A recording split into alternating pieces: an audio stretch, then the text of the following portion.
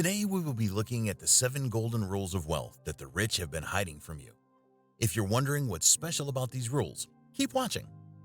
The rich come into money by doing several different things that might seem like a crazy scheme to a lot of ordinary people. However, most of these methods are often tried and true. What we are about to bring you today is none other than 7 of those golden methods that the rich use to make more money every day. These little secrets work so well that the business tycoons don't actually want anyone to know about them. But before we get started, please take a second to support our channel by liking, turning the notifications on, and subscribing. If you're all set, then let's get started. 1. You should wait 30 days before making a purchase. Are you one to make impulsive purchases? Is your garage full of things you don't even know how you came to own in the first place? Then the 30-day rule is exactly what you need. This rule is a very simple practice that has been used by rich people for such a long time now, mainly because it rules out the possibility of buying things you don't need. The rule is super easy to follow. All you have to do is wait 30 days before making a purchase. Now, this doesn't go for any purchase you are about to make. Obviously, there will be exceptions such as food, medicine, and other immediate needs.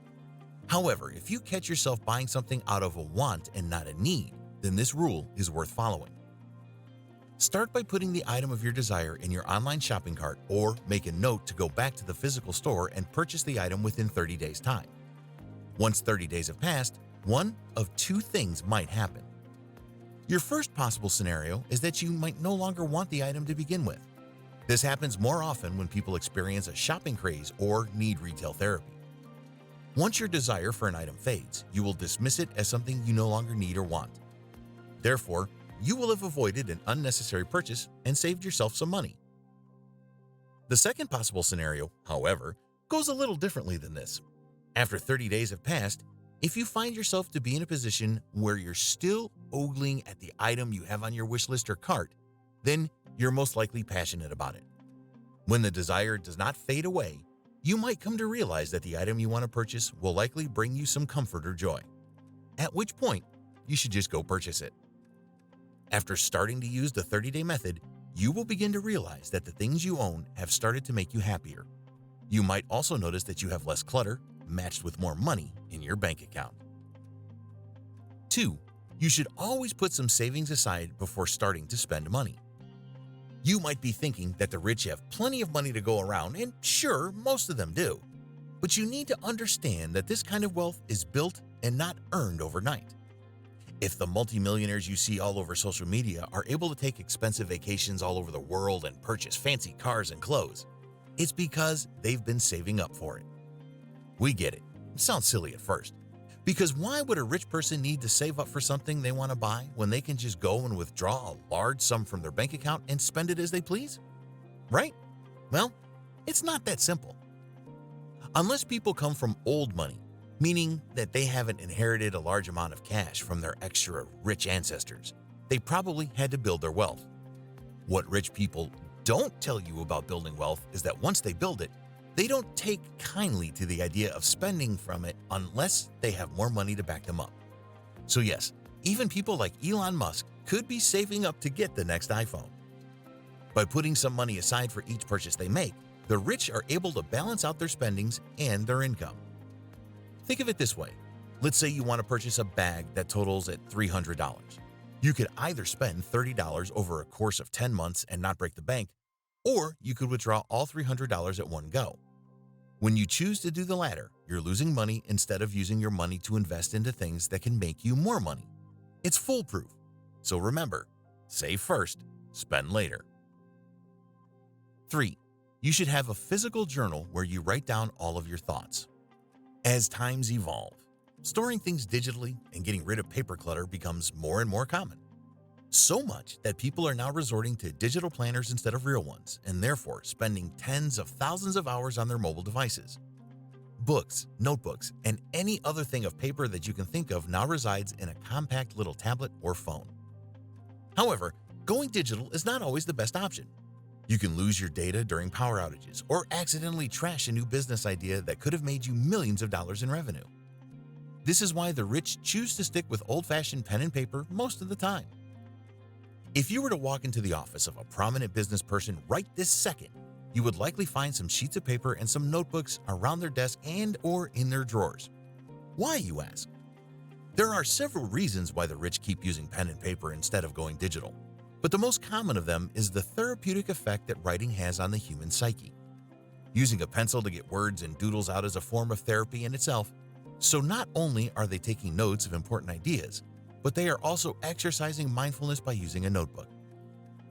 This basically kills two birds with one stone and likely saves them from the cost of going to therapy or having to resort to a similar form of mental health practice. Not to mention that these handwritten bits and pieces of notes could later be converted into digital by scanning, allowing the rich to have the best of both worlds. This is a trusted method for a lot of people, but there's always room for differences in matters like this one. So, let us know what you think of using paper and pen in the comments below.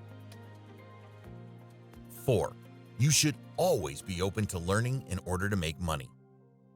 If you thought that your process of learning stopped when you dropped out or graduated, then you thought wrong. Look around you. The world is full of unknown possibilities, and you can dip your toes in all of them to make an income out of new horizons, which is exactly what the rich do. They have made it a lifestyle for themselves to forever remain a student of life. In other words, they are constantly learning.